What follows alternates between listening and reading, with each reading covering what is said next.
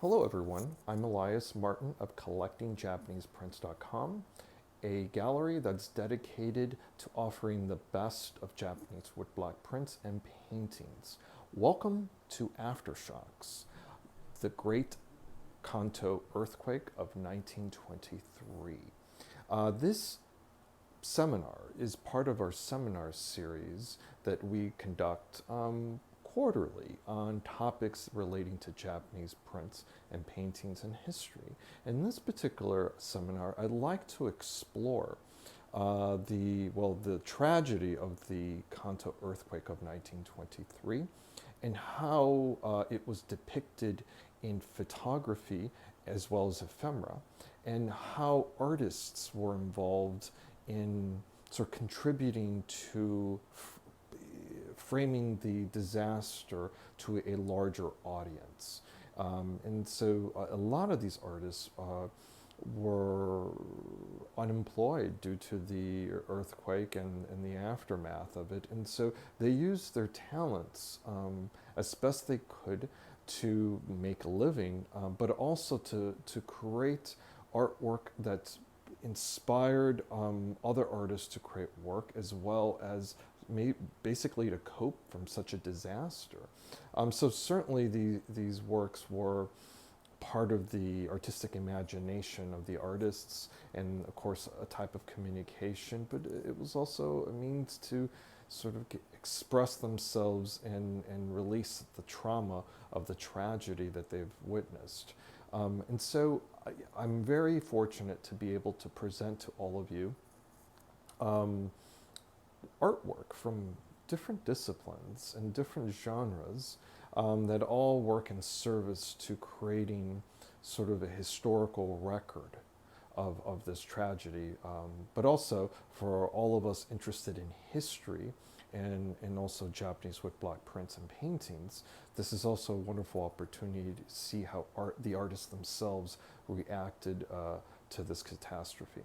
So without further ado, let's go to the table where I usually have artwork to show you. Okay, so here we have the table I panned out so you could see a little preview of all of the things we'll be discussing. I'm showing this in landscape mode. I typically do it portrait, but I've gotten some feedback from viewers that they wanted to see the artwork in landscape mode, and so we're doing it this way. Now it is harder to hold the phone and look at the artwork, but I will do my best. But before I get into the artwork itself, I want to sort of paint with a broad brush it's just what happened. And so this September 1st is the 100th anniversary of the Great Kanto earthquake. And this is really one of the reasons why I'm doing this seminar. Also because I've been very fortunate to put together this wonderful group of items. But yes, September 1st, 1923 is when the earthquake occurred. It occurred not far from Tokyo, and it was at 11:58 in the morning. The earthquake measured a 9.0 on the Richter scale. So that's just, not in recent memory have we had something that severe. And it caused a 40-foot tsunami. And at the end of it all, it was responsible for 140,000 deaths. That is just, unimaginable, at least to me right now. I live in Chicago. Yes, I've experienced some earthquakes while traveling to Asia, but nothing of this magnitude clearly. And so one of the things that I'm quite fortunate to have is this material that would showcase and illustrate this historical event that it should be remembered, and is remembered and will be remembered because of clearly because of some of this artwork. So I wanted to point that out. Those are some very dark and grim statistics, but yes, that is in fact what happened. And so, because it was such a tragedy, I should also point out that though the earthquake occurred and it caused devastation, what also contributed greatly, excuse me, were the ensuing fires that happened after the earthquake. And being a native of Chicago and having the Chicago fire as an important part of our history, I mean, I could certainly understand this. Most of what we understand as modern Chicago emerged after the ashes of the Great Fire, and that is very much analogous for Tokyo. And so most of the city was destroyed on account of not just the earthquake itself, but the fires. And if one can imagine, most of Tokyo was made of wood, and it quickly went up in flames, unfortunately. And so the, I guess that's a good dovetail to these two books here. It's a two-volume set that illustrate the aftermath of the Great Kanto earthquake of 1923. And here, I'm going to set my notes down for a moment. And these two-volume set is quite striking for their really, I think, really powerful designs. They're produced as lithography, offset lithography. They almost have kind of a woodblock printed quality to them, but they're not woodblock prints. And, they're really powerful. And so I would just want to open the book and I'm not going to go through every single page of the book or everything that's on my table. It would take hours. But I wanted to give everyone a nice sort of example of what these books contain and some of the artwork. Now, these are all illustrations, or they're images of artwork that was produced by various artists around Japan, particularly ones that were based in Tokyo, that witnessed the event. Now, certainly, it is conceivable that many of these artists also sort of used their imagination and weren't necessarily in Tokyo. But I would say, by and large, this is what we have. And this design, we just so happen to come upon it, illustrates one of the iconic views that occurred after the earthquake. This is the Russian Orthodox Nikolai Cathedral that was in Tokyo, and it is in Tokyo, but the top, the dome, is missing. And so this dome collapsed, and it became sort of one of those vistas that artists became quite fascinated by. It sort of became an icon of the tragedy, and a lot of artists went there and sketched and to depict this scene.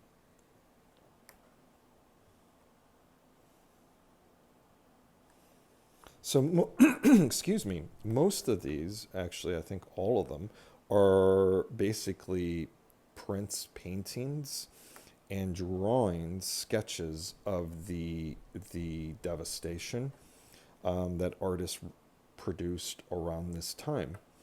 And we have to keep in mind that at this time, news and in newsprint production was not something all that well established, and that they still used woodblock prints at this time for images in the newspaper. Now, lithography and other means of photomechanical reproduction was being used, but a lot of these artists were quite necessary to go. They went out and sketched and depicted what was happening, and these illustrations made their way into various newspapers around Japan, as well as magazines and other publications, particularly books of this sort. And I mean, there's quite a few things on this table, and they all illustrate the country's fascination and interest with such a tragic event. I mean, if you think about it, in Japan's modern history, this was really one of the most significant things that happened to the homeland. And so, yeah, I mean, up until, of course, World War II, but this is 20 some years before that. And so, you know, yeah, it captured the imagination of all of the Japanese and certainly other people around the world. And many of these publications and artwork made their way across Japan's seas and ended up in collections in the West. And so it's just interesting to note how, this artwork that was produced really spoke to every culture, because every culture has experienced tragedy. And it really also helped connect the Japanese to a larger audience. So I wanted to show these two books.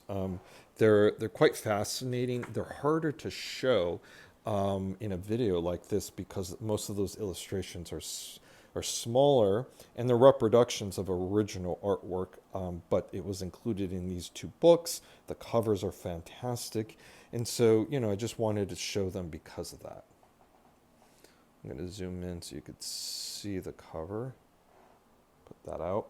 Now, this book here was produced by the artist Koka, or Toyonari, and for those of you who are familiar with Shinhanga prints, he produced a variety of kabuki actor prints in the early to mid 20th century.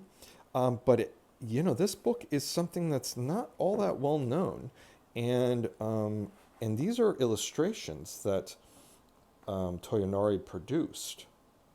They were produced for newspaper, and in fact, you could still sometimes find these newspaper clippings of Toyonari's work that was included in the newspaper. But then they were also included, here I'll show this really striking design.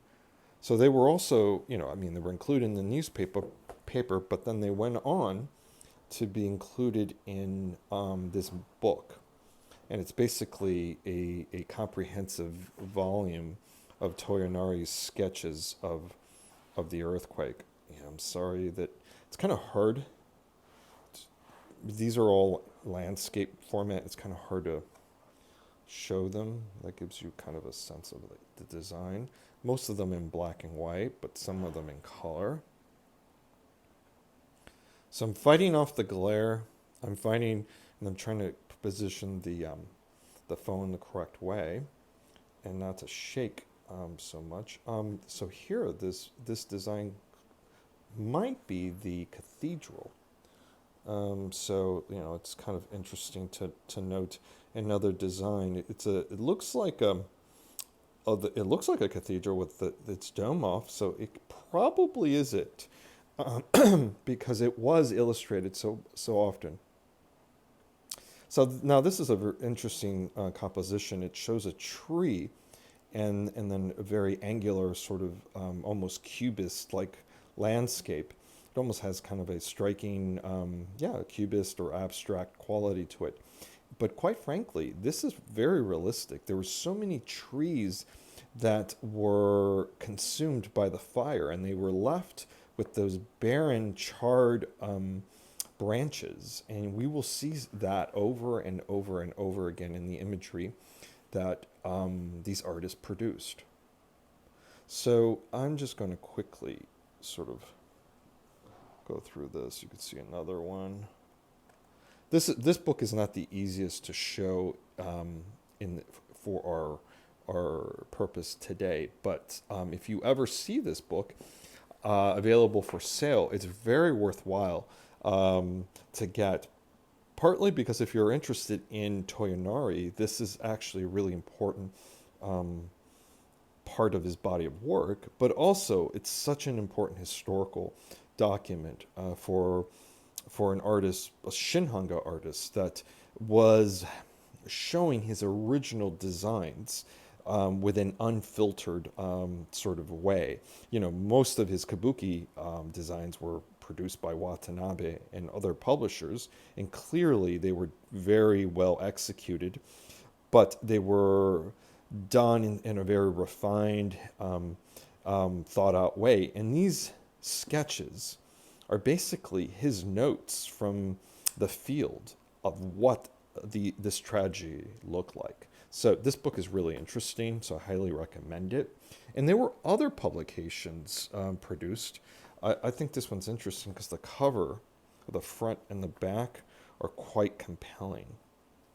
And again, this book, this is one of dozens of books that were produced that showed actual photography of the incident, and of course a lot of information in Japanese that we won't go through for today's conversation. But I wanted to show this book because the cover was so striking, and it's really an example, one of many books that are available that detailed this catastrophe. And this book, and the Toinari book, and these books, these were all published, right around the time after the earthquake. And so this is not something that continued on for another 10 years. You see, because, there's a lot of Japanese artists that produce artwork, and it's later reproduced over and over and over again. There's no second or third edition of this book. This book was produced with these sketches, and that was that. And all of these books really represent a first and only run of publications that showed this disaster.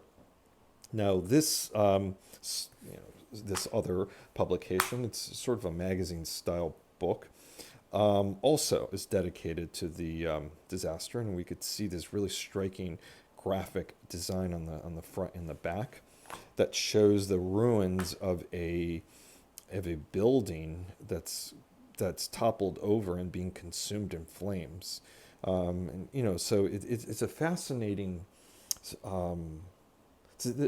Looking at these images, it's just fascinating to see the imagination and the creativity that these artists utilize to showcase tragedy. So let me see if I can do this all with one hand. So yeah, here's an aerial view of areas of Tokyo going up in smoke and flames. Here's a road that this gentleman's walking on, and everything else is in ruins. So this book is actually kind of neat because there's photography that's been colored, for the sake of the publication, and then we get these larger photographs, actual photographs of the disaster. And so one thing I want to point out is that there's this building here, this tower, and that tower is in Asakusa, and it was the first, skyscraper, if you could call it that, in Japan. It was produced during the Meiji period. It was, I think it was called Ryounkaku, and there was a lot of activity around that tower. In fact, I think there was some guy that jumped off the tower with a balloon or something, and you see those prints. It's a Meiji period the motif. You see those prints come up for sale. It was a British guy, and he sort of, I think it was kind of like a stunt, which was, I think later, the story became a kabuki play. But this tower was sort of a metaphor, yet another one for this disaster. It used to be standing quite tall and erect, and with several stories, and it was one of the tallest things. I think it was the tallest building in Japan at the time, and it just, it basically had to be torn down because of the structure was just in ruins. So I'm going to zoom in so you could see. I'm going to be showing you this tower again, as I will be discussing the Nikolai Cathedral, because those are two buildings that, as I said, became icons of this disaster. So moving right along, I wanted to show, this is an original postcard album. This came from Japan, and this dates back to the time of the disaster, and this just illustrates Japan's fascination with the disaster. And these are original. Here we have the tower again. These are original postcards produced with photography that was then printed onto these cards of the disaster, and they were basically produced to be mailed across the country. And some of them have come. I still have them all, but some of them have come off from the album. And here I'll show you another view of that same tower.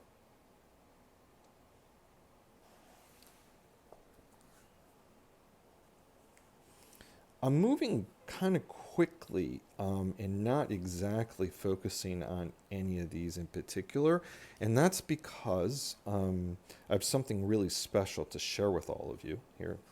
It's okay. I think that's it. There's a few that are loose, but it's just I wanted to show this as an example of yet again how the disaster was part of the country's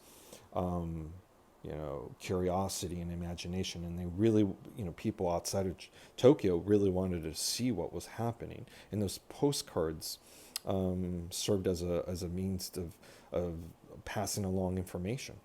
And so, this is a really interesting group of postcards that date to that period that showcase the exact images that you would see, the exact vistas that you would see as if you were walking around the city as it was in ruins. So, but this is what I really want to highlight in terms of the photography. This is an original album of photos that was taken by, it looks like a professional photographer. And this album here, let me see if I can move it so that I can control the glare a little bit. This album is just fantastic. Each of these photos is well documented. It indicates where the photo was taken. And this photo for me is one of the most haunting images I've come across for this subject. This is one of those trees that was destroyed by the fire that really consumed the city. And it's just standing there in its silhouette in the growing night. This landscape is dark, but yet poetic and very Japanese. And so I wanted to highlight this photo. It's so haunting. But there are so many of these type of photos in this album that I want to share with all of you. I won't spend too much time on every single photo, but if you're watching this, you could certainly pause the video to, if you could read Japanese, read each the location of each photo, as well as look at the photos closely. But I will show each page. So the photos start off with, some of this stuff looks like, not too bad. Some devastation, but not terrible. And then it gets into really the nitty-gritty. Here, this is one of those photos where you just see people among miles and miles of rubble. Here's another one.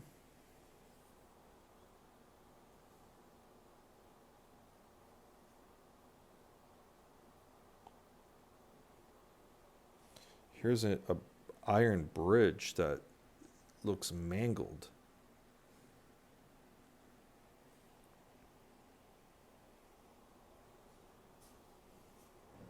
Now this photo captures the fire. At this point, I think the fires were sort of under control. It was not. I don't think. I hope these artists weren't in harm's way as they were producing this artwork. But you certainly see plumes of smoke in the background, all caused by the ongoing fires, which took days, if not a week plus to get under control.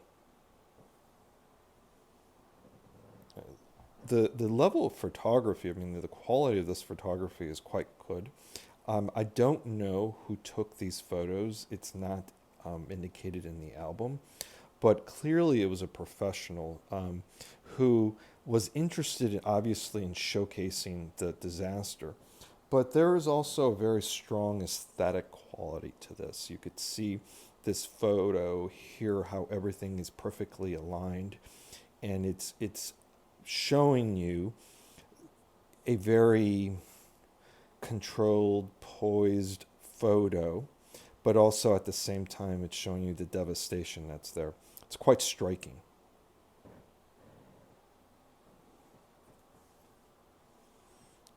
There's more of just people gathering around. And then here we have a scene of the Buddha. Here is a bronze Buddha.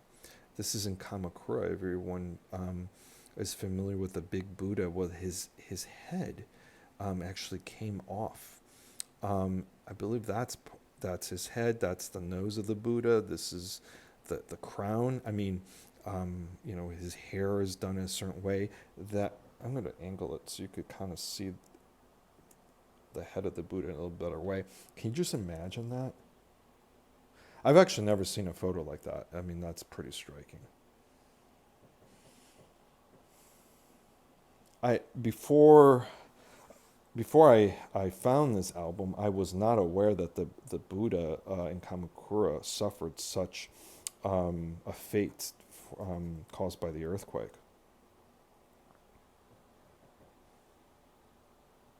Clearly, they were able to repair it, but I mean, it's just such a striking image. In some areas, there was nothing left. They weren't that many brick buildings at the time. Most of it was, um, paper and wood. I mean, you think about Japanese screens. It's mostly paper and wood, and so houses were made in that same sort of style. And so, can you imagine?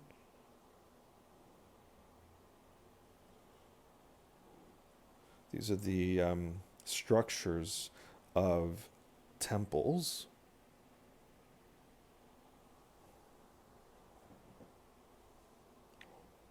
Here we have the telephone poles are all sort of angled, about to crash.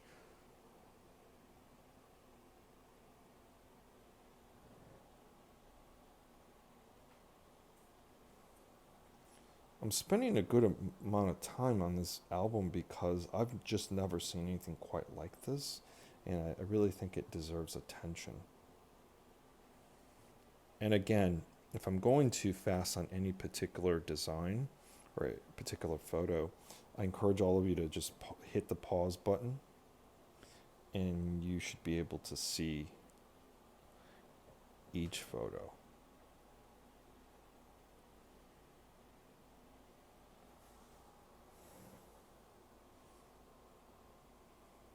Man, at some point, it's like I can't imagine just living there and seeing this just everywhere.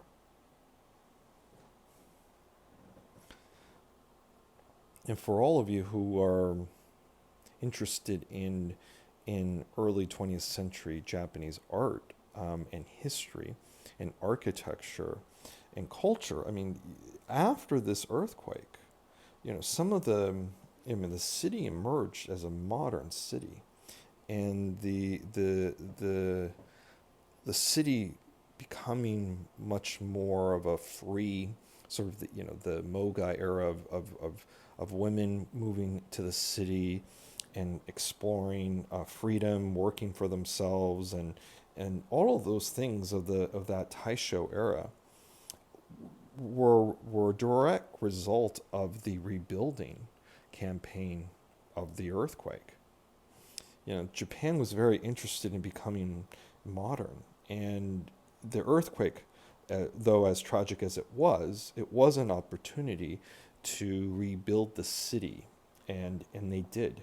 and then we get, for those of you who are collectors and know the scenes of Ginza, I've done videos in my Woodblock Wednesdays series where you see the the area of Tokyo called Ginza where it's lit up and with nightlife. Well, that was only a few years after this devastation. I mean, this is 1923, and we get those designs in 25, 26, 27, 28, certainly by 1930.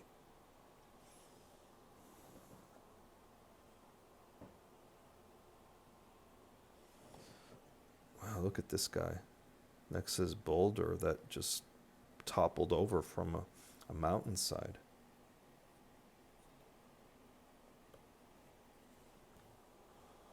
Okay, now we're getting to the last couple. Look at this car. Wow.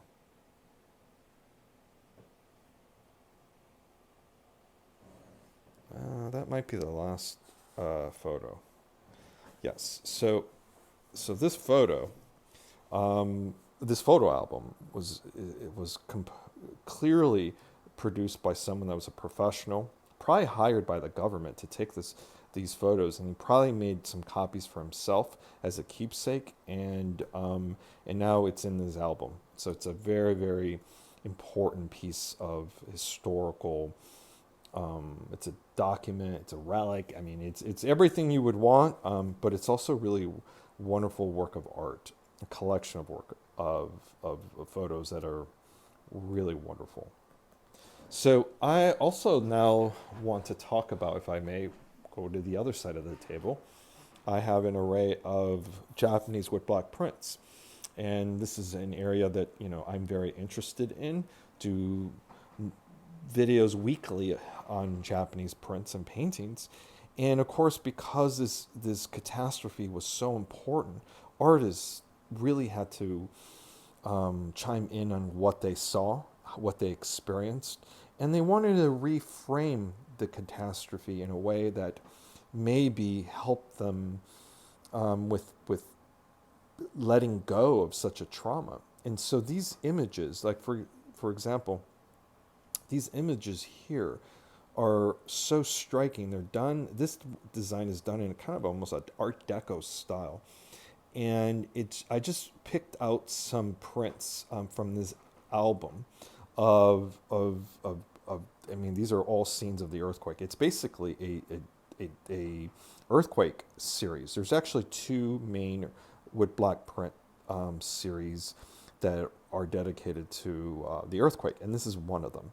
And this is a complete set, but I wanted to highlight just a few of these designs that I think are really striking.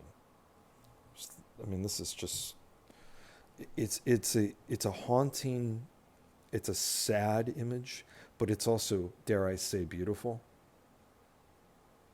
So it's an interesting conversation to have how aesthetics plays a role in framing tragedy. And quite frankly, I think it's just the way that the artists were able to process this. I mean, keep using the word tragedy. It was a tragedy, but it's beyond that. And many of these artists lost family members. Clearly, they lost, if they lived in Tokyo, they lost most of their possessions. And so it was a way to, release those demons that they may have acquired by just living through that. So I'm just going to flip through. This is clearly a view of the Nikolai Cathedral. We have here, of course, the dome that's collapsed. And, you see this with this sort of eerie, foggy quality to it that suggests maybe, fog or even smoke, quite frankly.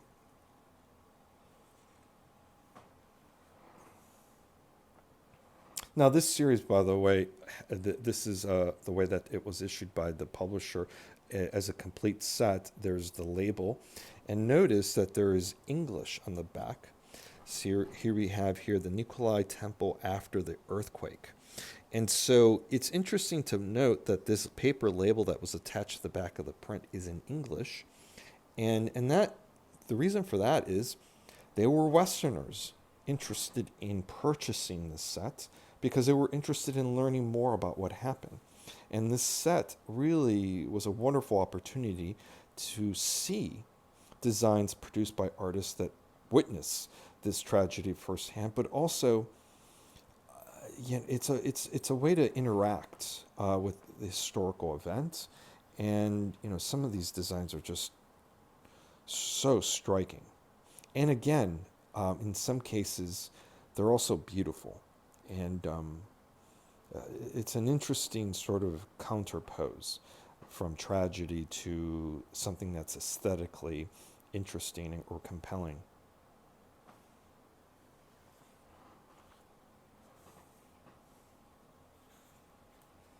I mean, this design also.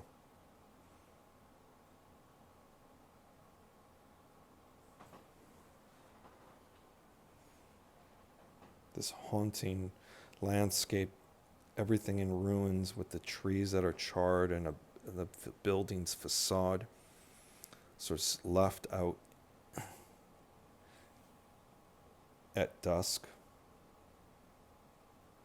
It's interesting because all of these things you have here, the bokashi, these really beautiful use of light, these are things directly borrowed from Japanese prints before this design, Shinhanga, Ukiyo-e, and so these are very much Shinhanga prints, and they show all the care that was used to produce the woodblock print, but they were produced with in service to showcasing the tragedy, but also producing a design that is compelling, and again, also dark and beautiful.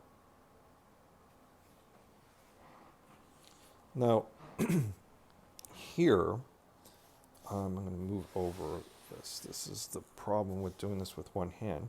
This group of prints is another set dedicated to the earthquake, and it's done in a different style. This set, generally speaking, is a lot more dramatic. This set has a lot more poetic, contemplative designs. This doesn't leave anything to the imagination. We really get into some very horrific scenes. Here, people are being consumed by this tornado of fire, which in fact happened. There was these tornadoes that went through the town that were basically just flames consuming things. Here, I'm gonna see if we can look at the others. Here's another one with, again, these spirals of dark char, smoke. Could be symbolic of death, but it certainly is also realistic in a sense that there was these tornado-like torrents going through the town with smoke, ash, and fire. Now, this is an interesting composition. We have here a family kind of on a picnic blanket. Clearly, they're outside because there was no place for them to go. Their home was probably in ruins, and most people lived outside in tents. And they're they're shown kind of sitting there having tea. We have the tea. We have tea here, and there's a tea kettle, and then everything in the background is in ruins. I mean, you can just make a Japanese print of this scene, and it's just looks like this, interesting composition of old and new, a woman in kimono and the gentleman in a Western style clothing with a child. But then as you zoom out, the design is very different. It's very striking. And here's another scene we have of this derailed train.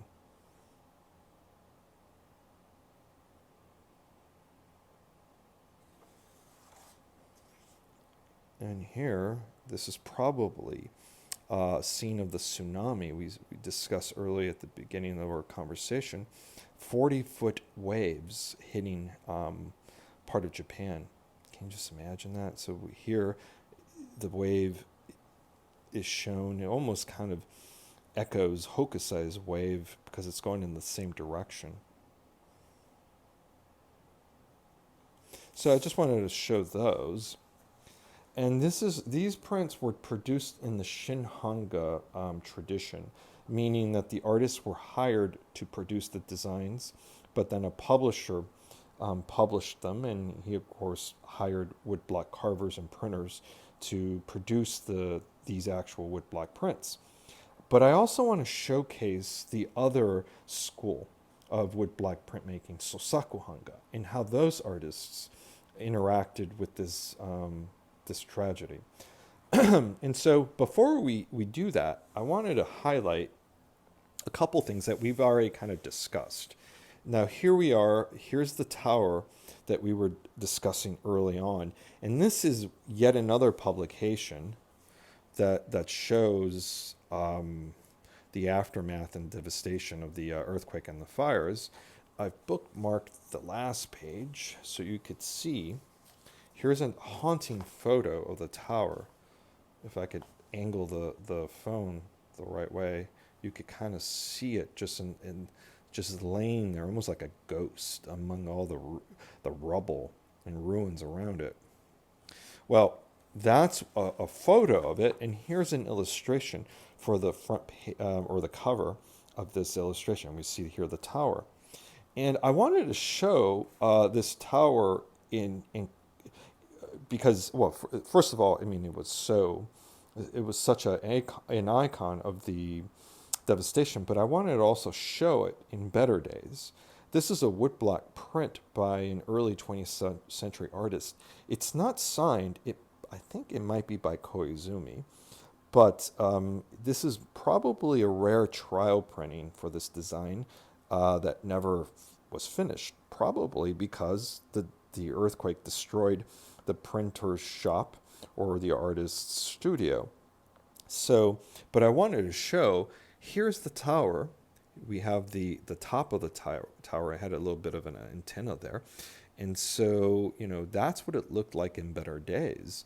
And here we have the temple that's right nearby, and clearly standing on the temple's veranda, you could see the tower there.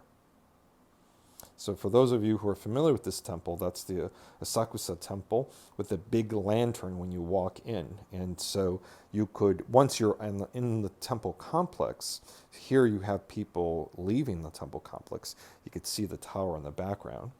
Well, I wanted to show another print of the tower. This is by Tabari Kogan. This was done in 1916.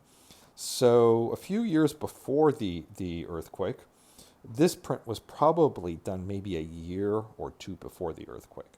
And you could see the tower again in better days and little smaller buildings that were next to it.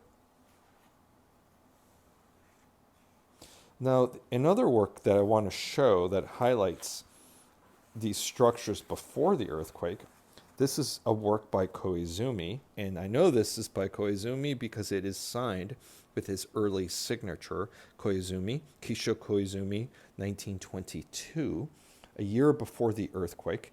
And what we have here is the Nikolai Cathedral with its dome still present. This is a really interesting woodblock print.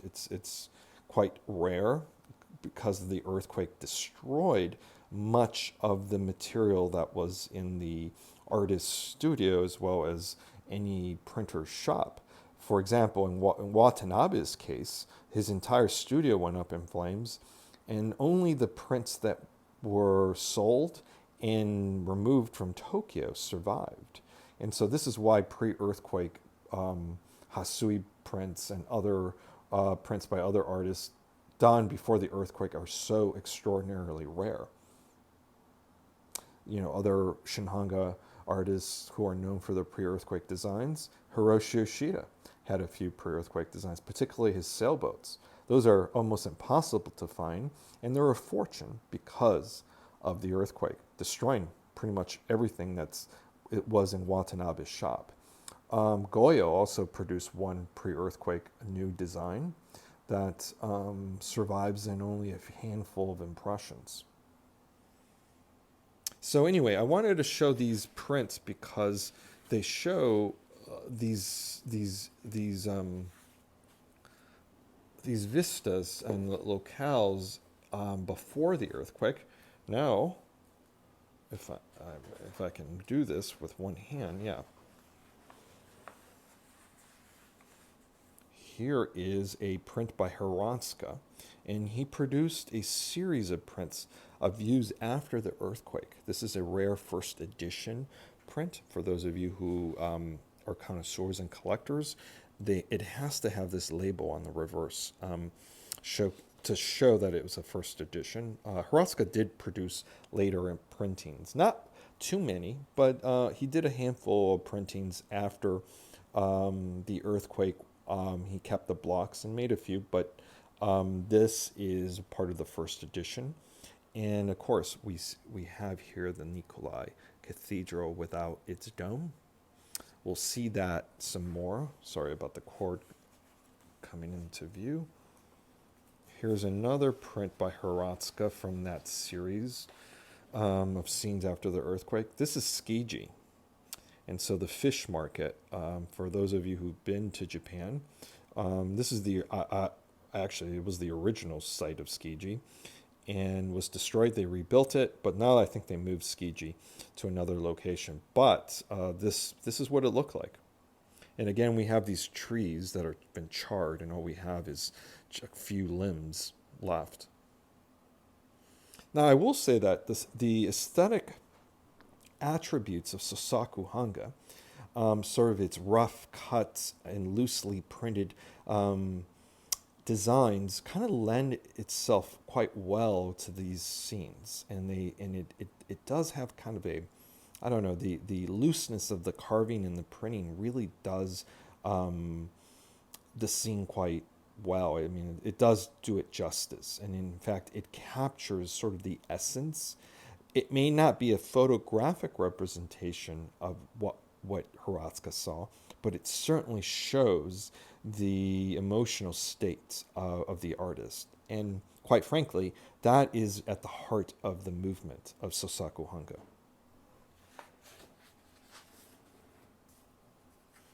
Oh, okay, this is kind of an interesting group. See if I could do this with one hand. Okay, so these are postcards, and they were acquired from the Tomo Inagaki estate. And Tomo Inagaki, for those of you who are familiar, he's what many refer to as the cat artist. He made a lot of woodblock prints of cats. And that's correct, he did. But before he became popular for his cat designs, he was actually a really wonderful artist who produced landscapes and portraits and all kinds of designs in the 20s and 30s. His cat prints didn't come into his body of work until the late 40s, early 50s. And so these designs were produced after the earthquake. And according to the family lore, Inagaki was walking around Tokyo and saw, some of these, he saw a group of postcards just laying around. And he picked them up and then used them to print the designs. He carved and printed these designs of scenes after the earthquake. Now, I don't know if that is the case. Maybe he bought the postcards themselves and then carved and printed the designs onto the cardstock. But it is kind of a cool story. You could see the age of these postcards. They were never mailed, and they were kept in his family's collection until his estate came up for sale. But see, we see a scene like that. That is just basically the rubble of a neighborhood, and you see portions of facades that are still sort of standing erect among nothing else. Here we have, looks like a bridge that's been broken with a little house next to it, yeah. Some of these things are kind of hard to make out. They almost look abstract. Here we have a telephone pole. Here we have a smokestack that looks like something just blew up or is on fire. It's interesting to see the subject as well as the color choice. All of these woodblock printed postcards are printed with a color background. So they were not original. They were all white, basically. And then the artist added the colors of the background. You could see this one is in yellow and this one is in red. But this is really a striking, group. And again, the Sosakuhanga style of prints that are carved and printed by the artists themselves in a very sort of, I hate to call them naive style, because the artists knew what they were doing. And yeah, in many cases they were self-taught. But Inagaki was a very talented woodblock carver and produced some very graphically detailed designs. But in this case, he elected to use a very crude sort of method of carving the blocks. And again, I think that's to convey the emotional impact of this scene. I want to show a few other things that Inagaki produced. Here is a scene that looks like what we saw already from the postcards and the other images from the other books. Inagaki carved that out. He made 2 of these prints. This is on a thicker cardstock paper, and this is kind of on a tissue type of paper. And these are quite rare. They're dated 1923, and they weren't a commercial success. He basically printed these for himself. They might have been added into Hanga magazines or Dojin magazines later in 1923, maybe even in 1924, and so on, to sort of communicate what some of these artists were experiencing. These Dojin magazines were issued to subscribers all around Japan. And I know for a fact this design is a Dojin design. But these 2 prints were printed by the artist and not taken from a magazine, but from his personal collection. Now, this work is also by Inagaki, and it shows doorways, actually. And I've heard over the years that if there's ever an earthquake, you should stand in a doorway because structurally it's quite sound. And you do see these doorways that were sort of the only thing that was standing, and the entire house just came tumbling down. So it's kind of fascinating to see that.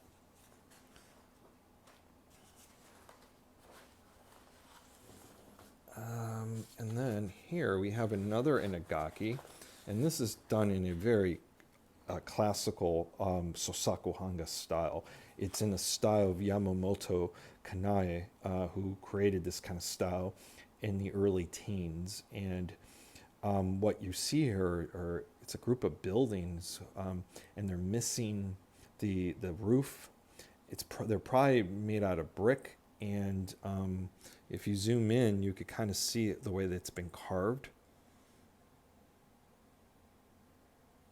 which echoes sort of smoke. It's kind of an interesting design. And the last one I want to show is by Fujimori. He's an artist Sosakuhanga artist, who is not known for this type of subject. Inagaki is, but this is a rare Fujimori print. It's dated 1924, so it was done clearly after the earthquake the following year. And it shows, again, this doorway, or maybe even a chimney that's just left. It's standing erect among the rubble, and of course a charred tree stump with some limbs kind of stretching out, echoing the structure that sort of remains. In the background, we have, he carved the background, he carved it out to give a sense of light, but it's carved quite roughly, which creates a really dramatic effect. It has kind of a strong German expressionist quality to it. Very rare design by Fujimori. No,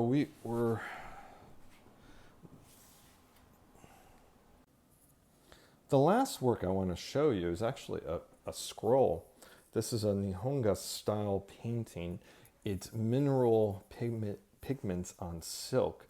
The artist has not been identified. He or she signed it with a seal, but for those of you who read Japanese, it's very difficult, it's very challenging to read a artist's seal. Partly sometimes they're not legible, and this is clearly a professional artist who was quite great at painting. I just love this painting, but I haven't been able to identify the artist. Now, if some of you, I'm going to zoom in on the seal. If one of you might be able to identify that, that would be great. But I don't even think this video is doing it justice.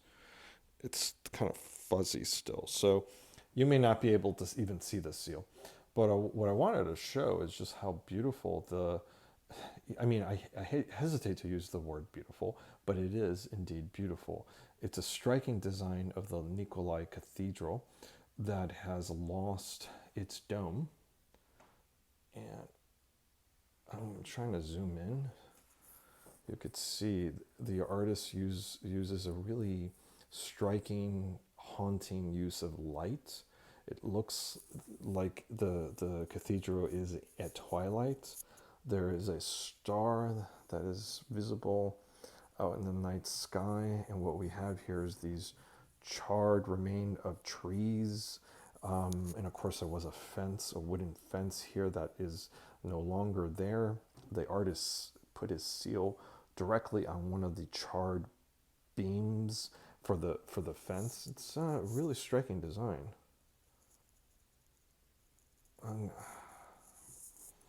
It's quite large, actually. I put it up on here, my gallery wall, under this light so you could see it better. But I'm going to see if you could look at my hand, give a kind of a sense of scale. And I think it's fascinating. This is not a painting that you would imagine an artist to produce so that a patron can hang it up on his or her wall. It's a kind of almost kind of a strange thing to see as a painting, but yet it is here and it survives, and it's quite well executed.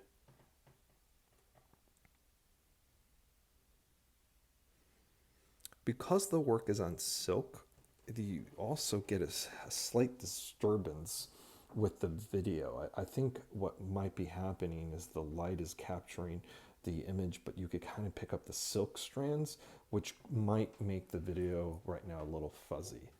So my apologies for that.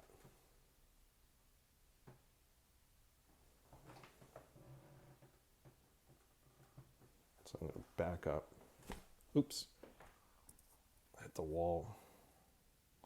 My gallery wall here is not that wide.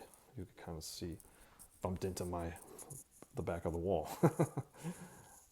But anyway, it's a really striking painting that I think really deserves attention. And given the context of our conversation, it's the perfect work to highlight.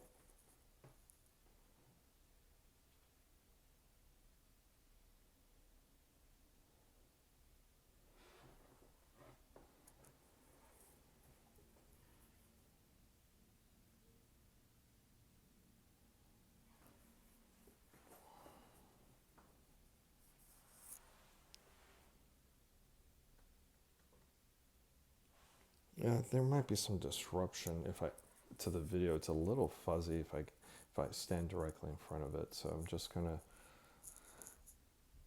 come in at an angle.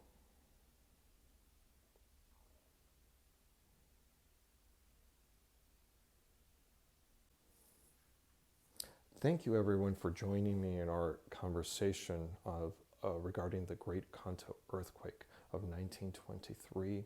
Today we saw some really striking and important artwork by photographers, book illustrators, and woodblock print artists, as well as an important painting. And I think looking at all of this really gives us a wonderful opportunity to travel back in time, to see an important historical event in Japan's history, but it also gives us an interesting glimpse of how artists dealt with such a tragic event. And of course, the beautiful, at times beautiful, striking, horrific, but also inspiring artwork that came from this tragedy. And so I hope all of you enjoyed looking at the images presented today. And if you're interested in learning more about Japanese prints or paintings, I encourage all of you to visit my website, collectingjapaneseprints.com, where I have a lot of information there, as well as wonderful prints and paintings available for sale. I also have a large bookstore with books on a variety of topics, including the earthquake, but including artwork produced directly after the earthquake. And so I encourage all of you to pay me a visit on my website and explore my offerings. And of course, if you have any questions, feel free to drop them down in the comments below, or feel free to email me directly. That I'd be happy to hear from you. So thank you again for joining me in this seminar, and I will be doing others. And of course, if you're interested in my weekly vlog, it's called Woodblock Wednesday, and it's held live on Facebook, but I also archive all of the videos on YouTube here, so I encourage all of you to check those out as well. So thank you for joining me, and I hope to see you again sometime soon. Bye-bye.